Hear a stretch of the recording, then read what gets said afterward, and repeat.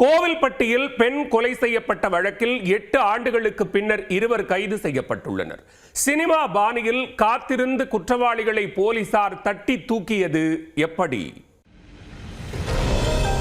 ஆடு மேய்க்க சென்ற பெண் கொடூரமாக வெட்டி கொலை செய்யப்பட்ட வழக்கில் துப்பு கிடைக்காமல் போலீசார் திணறி வந்த நிலையில் குற்றவாளியிடம் நண்பர் போன்று பழகி தனிப்படை போலீசார் தங்களது வலையில் விழ வைத்துள்ளனர்.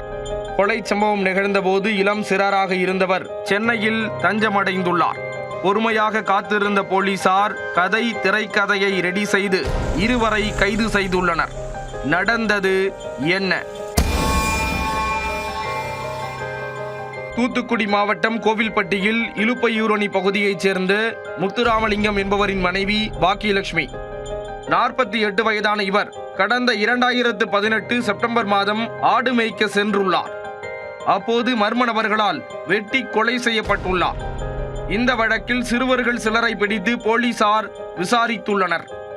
ஆனால் அவர்களிடம் இருந்து எந்த ஒரு துப்பும் கிடைக்காததால் வழக்கு கிடப்பில் போடப்பட்டுள்ளது.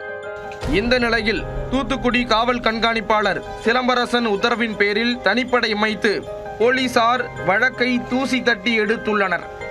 டிஎஸ்பி ஜெகநாதன் தலைமையிலான தனிப்படை போலீசார் தொழில்நுட்ப ரீதியாகவும் சினிமா பாணியிலும் விசாரணையை தொடங்கியுள்ளனர். அதில் கோவில்பட்டி அரசு மருத்துவமனையில் காவலாளியாக பணியாற்றிய 28 வயதான டேவிட் ராஜன் மற்றும் சென்னையில் பதுங்கியிருந்த லாரி ஓட்டுநர் இருவரையும் பிடித்துள்ளனர். இதில் லாரி ஓட்டுநர் கொலை சம்பவத்தின் போது 17 வயதிற்குட்பட்ட சிறுவனாக இருந்துள்ளார். அவர்களிடம் மேற்கொண்ட விசாரணையில் அதிர்ச்சியூட்டும் தகவல் வெளியானது. சம்பவத்தன்று டேவிட் ராஜன் உட்பட 4 பேர் கண்மாய் பகுதியில் உள்ள மரத்தடியில் மது அருந்திவிட்டு அடாவடி செய்துள்ளனர். பின்னர் அவர்கள் நிர்வாணமாக கண்மாயில் இறங்கி குளித்து கும்மாளம் போட்டுள்ளனர்.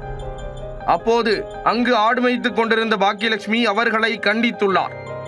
மது போதையில் இருந்த டேவிட் ராஜன் உள்ளிட்டோர் அவரை தீர்த்து கட்ட திட்டமிட்டுள்ளனர். இதற்காக மாலையில் இருள் சூடும் நேரம் வரை அங்கேயே காத்திருந்துள்ளனர்.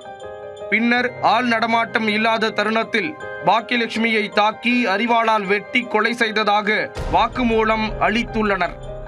ஆடு மேய்க்க சென்ற பெண் கொலை செய்யப்பட்ட சில நாட்களிலேயே டேவிட் ராஜன் உள்ளிட்ட சிலரை பிடித்து போலீசார் தங்களது பாணியில் விசாரித்துள்ளனர். ஆனால் அவர்கள் வாயை திறக்காமல் உண்மையை மூடி மறைத்துள்ளனர். அதன் பிறகு பணியில் இருந்த போலீசார் இடமாறுதல் பெற்று வெவ்வேறு ஊர்களுக்கு சென்று விட்டனர்.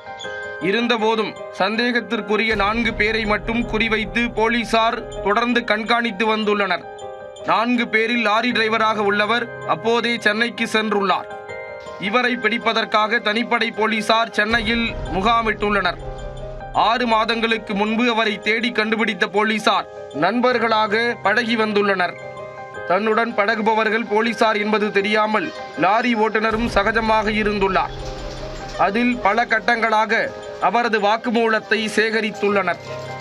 இறுதியாக பாக்கியலட்சுமி உடனான மோதல் போக்கு தொடர்பான தகவலையும் நைசாக பேசி கறந்துள்ளனர். பல மாதங்களாக காத்திருந்து தேவையான தகவலை திரட்டிய தனிப்படை போலீசார் கோவில்பட்டி திரும்பியுள்ளனர்.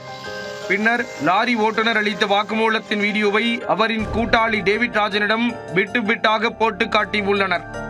அதை பார்த்து ஆடிப்போன டேவிட் ராஜன் முழு உண்மையையும் கக்கியுள்ளார். அதைத் தொடர்ந்து 8 ஆண்டுகளாக தீர்வு எட்டப்படாமல் இருந்த கொலை வழக்கில் ஈடுபட்ட குற்றவாளிகள் இருவரையும் கைது செய்துள்ளனர். சாமர்த்தியமாக செயல்பட்ட தனிப்படை போலீசாருக்கு காவல் கண்காணிப்பாளர் சிலம்பரசன் பாராட்டு தெரிவித்துள்ளார்.